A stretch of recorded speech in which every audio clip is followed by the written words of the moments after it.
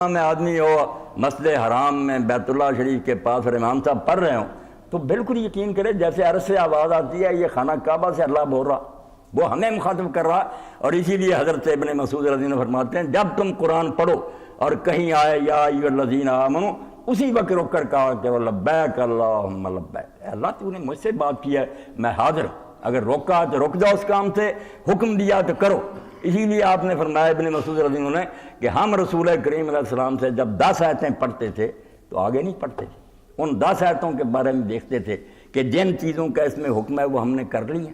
جن سے روکا چھوڑ دی، پھر پڑھتے تھے۔ چنانچہ جب قرآن کا علم مکمل ہوتا تھا ساتھ ہی عمل مکمل ہو جاتا۔ اور اسی بات کو سید قطب شہید رحمۃ اللہ نے فرمایا کہ محمد ابن عبداللہ صلی اللہ علیہ وسلم کی اصل کامیابی یہ نہیں ہے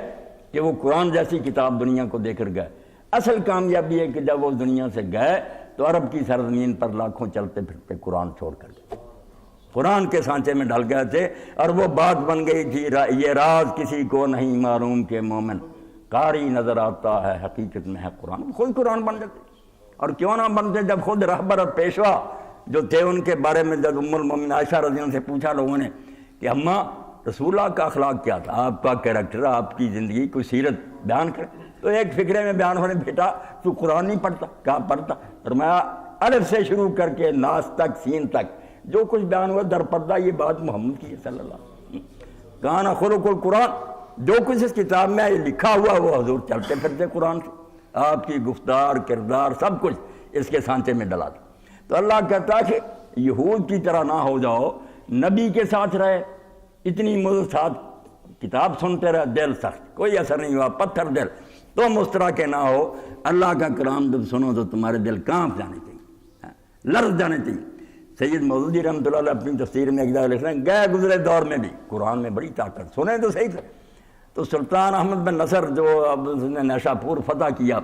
تو دربار لگایا اور قاری سے کہا کہ قرآن مجید پڑھے۔ اب وہ قرآن مجید میں سے اس نے وہ مقام پڑھا جہاں آتا کہ اللہ تعالیٰ اپنی مٹھی میں لے گا آسمان کو اور ایک ہاتھ میں زمینیں ہوں گی، جھنجھوڑے گا اور پوچھے گا کہاں ہیں وہ لوگ جو دنیا میں بادشاہ بنے پھرتے، لمن الملک اليوم، بتاؤ کہ تمہارا اقتدار کہاں گیا، کس کی حکومت ہے آج؟ تو سلطان نے اپنا تاج اتارا، تخت پر رکھا اور خود زمین پر آ کر مٹی پر سجدے میں گر گیا اور رو کر کہا کہ اللہ بادشاہی احمد کی نہیں ہے، بادشاہی تیری ہے، اصل میں حکمران وہی ہے۔ تو قرآن کو اگر کوئی سنے تو قرآن میں اتنا زور اور قوت ہے کہ آدمی کو بدل دے، اس کے دل کی اصلاح کرے، اور دل ٹھیک ہو گیا تو سارے مسئلے حل ہو گئے۔ دل جب تک ٹھیک نہیں ہوتا اس وقت تک آدمی غلط کاموں میں پھنسا رہتا ہے۔ جب دل میں اللہ کی بات اتر جاتی ہے کہ میرے سامنے تم نے آنا، میں تمہارے ذرے ذرے سے واقف ہوں، تم ہزار جتن کرو کہ تمہارے عیب چھپے رہیں، مجھ سے نہیں چھپے۔ اور اسی لیے ایک دعا جو طواف کے دوران نیک لوگوں نے کی ہے اس کا مضمون بھی ذہن میں رکھنا چاہیے، صرف زبانی نہیں پڑھنی چاہیے، دل سے ہونی چاہیے کہ اللہ جو میرے گناہ خافیہ علی خلق کا تیری مخلوق سے چھپے ہوئے ہیں مگر تو جانتا ہے، وہ آگاہ اور باخبر ہے، وہ معاف کر دینا، میرا پردہ رہ جائے، ورنہ اگر حساب شروع ہو گیا اور لوگوں کے سامنے آ گئی باتیں تو بڑے بڑے زاہد اور آبے ننگے ہو جائیں گے کہ کیا چھپ کر کرتے تھے تم، اب ساری چیزیں آ گئیں۔ اس لیے قرآن مجید میں اتنی طاقت اور قوت ہے، یہ اللہ تعالیٰ کا اتنا بڑا انعام اور عطیہ ہے کہ ہم اس کی طرف اگر دل سے متوجہ ہو جائیں، اس نیت سے اس کو پڑھیں کہ یہ کتاب ہدایت ہے، اس سے رہنمائی لینی ہے، صرف برکت کے لیے نہیں، اس کو پڑھنا، پوچھنا اس سے کہ میں کیا کروں اور کیا نہ کروں، تو آج بھی یہ زندہ کتاب ہے، مردہ نہیں ہے، زندہ ہے، وہی اثر اس میں باقی ہے جو پہلے تھا۔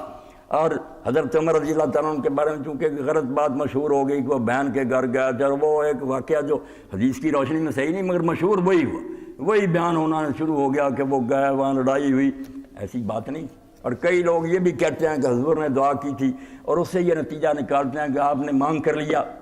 حالانکہ ان کے فضائل بڑے ہیں، تو غلط باتیں دین میں ان کو چھوڑنا چاہیے۔ اب ایک طالب علم نے مجھ سے سوال کیا کہ مولانا حضور نے کہا کہ اللہ عمر بن خطاب یا عمر بن شام میں سے کسی ایک کے ذریعے میری مدد کرے، اور حضور کا کیا بیٹتا تھا، آپ دونوں کے لیے کہہ دیتے، آگے اللہ کی مرضی جس کو مناسب سمجھا جائے، حضور نے یا کیوں کہنا تھا؟ اور یہ سوال علیہ السلام میں بھی چھپا جواب نہیں ہوا، باتیں لوگ بنا لیتے ہیں پھر پھنس جاتے ہیں۔ زمانہ ہے پڑھا لکھا کہ حضور دونوں کے لیے دعا کرتے، آگے جو ہوتا حضور تو قرآن بتاتا ساری دنیا کے لیے تڑپتے تھے کہ لوگ ہدایت پا جائیں، اور پھر یہ کہ کہا کہ جب عمر رضی اللہ عنہ کے اندر طلب ہی نہیں تھی، قرآن تو کہتا ہے یہ طالب علم کا سوال ہے، یہدی الیہ من اناب، اللہ کا اصول تو یہ ہے کہ وہ ان کو ہدایت دیتا ہے جو چاہتی۔ یہ حضرت عمر تو کافر تھے، مسلمانوں کو مارتے تھے، صرف دعا کی اور یہ بغیر طلب کیا ان کو مانگ لیا، یہ کیا ہوا؟ تو اصل میں باتیں غلط مشہور ہو گئی۔ ہوا کیا؟ دو واقعے حضرت عمر رضی اللہ عنہ کے اسلام کی طرف کھینچ رہے، طلب پیدا ہوئی تو اللہ نے انعام کیا، ورنہ وہ خام خواہ نہیں، وہ غنی ہے، محتاج ہی نہیں۔ عمر کافر مرے، اللہ کا کیا بیٹتا، اتنے مرے ہیں، خدا کا کوئی نقصان ہوا نہیں، طالب۔ تو ایک واقعہ تو یہ ہوا کہ جب حضرت حبشہ کی رسول کریم علیہ السلام نے اجازت دی تو حضرت عمر رضی اللہ تعالیٰ عنہ کی عزیزہ تھی، لیلا ان کا نام تھا، وہ اور اس کا خامن سامان باندھ رہے تھے۔ اب حضرت عمر رضی اللہ عنہ کے گھر گئے اور دیکھا کہ وہ لیلا سامان باندھ رہی، جنہوں نے پہچانا، لیلا یہ کیا ہے، کیا کر رہی؟ اس نے بڑے درد انگیز پیرائے میں یہ بات کہی کہ عمر یہاں تم نے اللہ کی بات ہمارے لیے مشکل کر دی، جینا حرام کر دیا، یہ ہمارے گھر سنبھالو، جائیدادیں سنبھالو، ہم یہ سب کو چھوڑ کر پردیس جا رہے ہیں۔ اب یہ پہلا موقع تھا کہ عمر رضی اللہ عنہ جیسا جو آدمی روز لونڈیوں کو مارتا تھا اور لاٹھی رکھ دیتا تھا کہ مجھے ترس نہیں آیا، صرف تھک گیا، خبر لیتا، ہل گیا، اور صرف یہ کہہ کر وہاں سے چلا گیا، کھڑا نہیں رہ سکا کہ لیلا نہ دیکھ لے، صرف اتنا کہا اچھا خدا تمہارا ساتھی۔ مگر آنسو آ گئے کہ ہمارے برابر کے شریک ہیں، جائیدادیں ان کی، کیا دیکھا ہے انہوں نے کہ سب کو چھوڑ کر جا رہا ہے، پتہ نہیں وہاں پردیس میں کیا خاک چھان نہیں پڑے۔ اور دوسرا واقعہ خود بیان فرماتے ہیں کہ میں ایک دن حرم شریف کی طرف نکل گیا، ارادہ تو تھا کہ نیند نہیں آ رہی، شراب پین دکان پر، وہاں ساتھی نہیں کو ملا، میں حرم شریف کی طرف گیا تو رسول کریم علیہ السلام رات کی نماز پڑھ رہے تھے، تہجد، اور تھوڑا تھوڑا بلند آواز سے قرآن پڑھ رہے، سورہ الحاقہ تھی شروع، تو اس میں پڑھتے آئے جب آپ نے آخرت کا بیان کیا تو ہم لوگ آخرت کے منکر تھے، مر گئے، مٹی ہو گئے۔ میں نے کہا یہ باتیں جو ہے نا صرف شاعری ہے، لفاظی یا لفظوں کے چکر سے یہ آدمی لوگوں کو گمراہ کر دیتا، ورنہ مرنے کے بعد کیا شاعری واقعی ایسی ہے کہ آدمی کو پھنسا لیتی۔ ابھی میں سوچ ہی رہا تھا تو آپ نے فرمایا وما ہوا بقول شاعر، یہ شاعر کی باتیں نہیں ہیں، تم کیوں عقل سے کام نہیں لیتی؟ میرے دل میں آیا کہ یہ کاہن جنات ہیں اس کے پاس، میرے دل کی بات اس نے معلوم کر لی۔ آپ نے پڑھا وما ہوا بقول کاہن، یہ کاہنوں کی باتیں نہیں ہیں، خدا کا کلام ہے۔ تو فرماتے ہیں فواق الاسلام و قلبی کل موت، میرے دل میں گھس گیا آپ نے۔ اور ادھر ایک بہت سے آواز سنی، صحیح بخاری میں آتا ہے، اس میں سے آواز سنی کہ لوگوں تم کیا کر رہے ہو، اللہ نے تمہارے اندر ایک رہبر بھیج دیا، بت خانے سے نکلے حضور کی خدمت میں۔ تو طلب پیدا ہونے کے بغیر اللہ ہدایت نہیں دیتا، اللہ تو کہتا اگر تم غنی بنتے تو میں تم سے بڑھ کر غنی ہوں، میں تمہارا کوئی محتاج ہوں کہ تمہیں ڈھونڈتا پھروں، اصول ہے اللہ کیا۔ تو یہی بات اللہ نے کہی کہ چاہیے کہ تم وقت کی قدر کرو، جو ٹائم تمہیں ملا اس سے فائدہ اٹھا لو، ورنہ کون سی گھڑی آئے گی جب تم کلام سن کر توبہ کرو گے، وقت ختم ہو جائے گا اور پھر روتے رہو گے۔ توبہ کرو، وقت کو ضائع نہ کرو، اس سے جلدی فائدہ اٹھا لو۔ اور اس سلسلہ میں حضرت عبداللہ بن عمر کا واقعہ میں عرض کر کے ختم کرتا ہوں، میری اور آپ کی یاد جانے کے جا رہے تھے، قبرستان کے پاس سے گزر رہے تھے، باوضو تھے، الگ ہو کے ایک طرف 2 رکعت نماز پڑھی، تو ساتھیوں نے کہا حضرت یہ کون سی نماز کا وقت؟ فرمایا نہیں، نماز کا وقت نہیں تھا، جب میں نے قبروں کو دیکھا تو ذہن میں آیا کہ عبداللہ ان کا ٹائم ختم ہو گیا، اب یہ جواب دے رہے ہیں تیرا کوئی پتہ نہیں ابھی ختم ہو جائے، اس لیے یہ جو گھڑی میسر ہے اس میں کچھ اللہ کو یاد کر لینا چاہیے۔ تو زندگی میرے دوستوں بھائیوں قیمتی ہے، اس میں ہمیں خود اپنے آپ کو بھی ٹھیک کرنے کے لیے اللہ کی کتاب کو پڑھنا چاہیے، اور ہماری تو ذمہ داری دوہری ہے جس کے لیے ہم آج اکٹھے ہوئے ہیں سوچنے کے لیے کہ صرف اپنے آپ کو درست نہیں کرنا، اللہ کے دین کو دوسری دنیا تک پہنچانا اور اس کو غالب کرنا۔ تو یہ اجتماع جو اللہ تعالیٰ اس کو کامیاب اور مبارک کرے۔ میرے رفیق آئے ہیں، ان کی باتیں آپ توجہ سے سنیں، مگر خدا کے لیے مردہ دل جو ہے نا ان کو زندہ کریں، اور اس میں اللہ کا خوف جو اس کو جگہ دیں، اور آخرت کی فکر جو ہے نا اس کو اجاگر کریں۔ وآخر دعوانا الحمدللہ رب العالمین، وصلی اللہ تعالی علی عبد اللہ ورسولہ خاتم النبیین سیدنا و نبینا محمد وآلہ واصحابہ اجمعین۔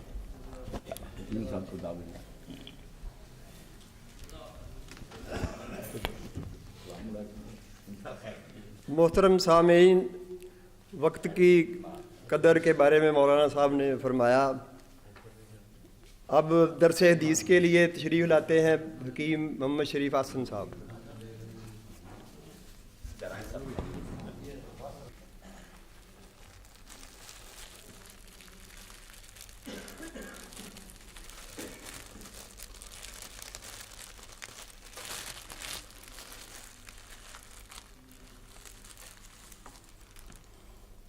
بسم اللہ الرحمن الرحیم۔ عن ابی سعید الخدری رضی اللہ تعالی عنہ قال سمعت رسول اللہ صلی اللہ علیہ وسلم من رأى منکم منکرا فلیغیرہ بیدہ فإن لم یستطع فبلسانہ فإن لم یستطع فبقلبہ وذلک اضعف الایمان۔ رواہ مسلم۔ نبی کریم صلی اللہ علیہ وسلم کا یہ ارشاد حضرت ابو سعید خدری رضی اللہ عنہ کے ذریعے سے ہم تک پہنچا ہے، اور امام مسلم نے اس کو اپنی کتاب میں سند کے ساتھ نقل کیا۔ آپ نے فرمایا من رأى منکم منکرا فلیغیرہ بیدہ، تم میں سے جو شخص بھی برائی کو دیکھے تو وہ اسے اپنے ہاتھ سے روکے، یہ حکم ہے۔ فمن لم یستطع فبلسانہ، اگر وہ ہاتھ سے نہیں روک سکتا تو پھر وہ اپنی زبان سے روکے، اگر وہ زبان سے بھی نہیں روک سکتا تو پھر اپنے دل کے اندر اس کے لیے نفرت اور کراہت، اور دل کے اندر اس کو ختم کرنے کے لیے، اس کو روکنے کے لیے سوچے کہ اس کو کس طرح پیش جا سکتا ہے۔ نبی کریم صلی اللہ علیہ وسلم کے اس ارشاد سے یہ بات بالکل واضح ہے کہ اگر برائی موجود ہے تو جن لوگوں کے پاس یہ طاقت موجود ہے، جن کے پاس یہ ذرائع موجود ہیں کہ وہ اس برائی کو طاقت سے روک سکیں، تو انہیں اس کے لیے طاقت استعمال کرنی چاہیے۔ جن کے پاس طاقت ہے وہ استعمال نہ کریں، یا جو اپنی زبان سے اس بارے میں کام کر سکتے ہیں اور زبان سے اس کو روکتے ہیں اور زبان کو استعمال کر سکتے ہیں اس کے لیے، وہ زبان کو استعمال کریں۔ اور آخری درجہ پھر یہ ہے کہ جس کے پاس طاقت بھی نہیں ہے، جس کے پاس زبان بھی نہیں ہے، یعنی اتنا خوف ہے یا اس کے پاس یعنی وہ زبان نہیں ہے، وہ اس کے پاس جسے کہتے ہیں کہ زبان آوری یا طلاقت لسانی یا خطابت یا دوسروں کو کسی چیز کے سمجھانے کا طریقہ نہیں ہے، تو اسے اپنے دل سے برا سمجھے۔ اب آپ یہ غور فرمائیے کہ صرف اس حدیث پر عمل کرنے سے دنیا میں برائی کا وجود کہیں باقی رہ سکتا ہے؟ اگر طاقت والے طاقت سے روکیں، اگر زبان جن کو اللہ تعالیٰ نے دی ہے وہ اپنی زبان کو اس کام کے لیے استعمال کریں، اور اگر یہ دونوں چیزیں نہیں ہیں تو پھر اگر ہر شخص یہ ہے کہ اپنے دل کے اندر اس کو برا سمجھے اور اس کی برائی کو ختم کرنے کے لیے تدبیریں سوچے، تو پھر دنیا میں برائی کہاں باقی رہے گی؟ نبی کریم صلی اللہ علیہ وسلم کا یہ ارشاد دراصل اس نظام کو قائم رکھنے کے لیے ہے جس سے بہتر کوئی نظام نہیں ہے، اور اس معاشرے کو قائم کرنے کے لیے اور اس نظام معاشرے کی حفاظت کے لیے یہ آپ نے جو ارشاد فرمایا ہے یہ سب سے زیادہ کارگر تدبیر ہے۔ اس کی موجودگی میں کوئی برائی دنیا کے اندر پنپ نہیں سکتی۔ جس طرح کہ اسلام ایک بے نظیر معاشرتی نظام ہے، بے نظیر نظام حکومت ہے، بے نظیر اخلاقی نظام اور روحانی نظام ہے، اسی طرح یہ تدبیر جو ہے یہ بھی اپنی جگہ پر ایک لاجواب تدبیر ہے۔ یعنی یہ واحد ہے اسلامی معاشرہ جس کا یہ فرض ہے دنیا کے معاشروں کے اندر کہ یہاں یہ نہیں ہے کہ ایک پولیس مین ہے وہی روکے گا یا کوئی متصب ہے وہی روکے گا، بلکہ اس معاشرے کا ہر فرد جو ہے وہ متصب ہے، ہر فرد جو ہے وہ پولیس مین ہے۔ جہاں تک اس کا بس چلتا ہے، جہاں تک اس میں طاقت ہے، وہ برائی کو پنپنے نہ دے، وہ برائی کو پھیلنے نہ دے، وہ برائی کو مٹانے کی کوشش کرے۔ آپ یہ سوچیں کہ تھوڑی سی پولیس جو ہے اگر وہ دیانتداری کے ساتھ کام کرے تو معاشرے کے اندر سے برائی کا اور جرائم کا خاتمہ ہو جاتا ہے، یا کم از کم بہت حد تک کم ہو جاتے ہیں۔ تو اس معاشرے کا خیال کریں جس میں ہر فرد جو ہے اس کی یہ ذمہ داری ہو کہ وہ پولیس مین ہے، وہ برائی کا دشمن ہے، تو برائی اس میں کہاں باقی رہے گی؟ اور نبی کریم صلی اللہ علیہ وسلم نے اس کو جو اہمیت دی ہے اس کی وجہ بھی یہی ہے کہ ایک تو معاشرے کا اس کا قائم کرنا جو ہے وہ انسانیت کی فلاح کے لیے ضروری ہے، اور یہ امت جو ہے اس کے یہ فرض منصبی میں سے ہے، اور اس کی خصوصیت یہ ہے کہ وہ دنیا کے اندر نیکی کا نظام قائم کرے اور برائی کو بڑھا کرے۔ چنانچہ ارشاد ہوا کنتم خیر امت اخرجت للناس تأمرون بالمعروف وتنہون عن المنکر وتؤمنون باللہ، کہ تم وہ امت ہو جس کو لوگوں کی بھلائی کے لیے اور اصلاح کے لیے میدان میں لایا گیا ہے، یعنی کوئی تفاخر کے لیے نہیں، کسی خاص قوم کوئی برتری کے لیے نہیں، کسی خاص رنگ یا نسل کے لیے نہیں کہ ان کی برتری کے لیے یا ان کو مفاد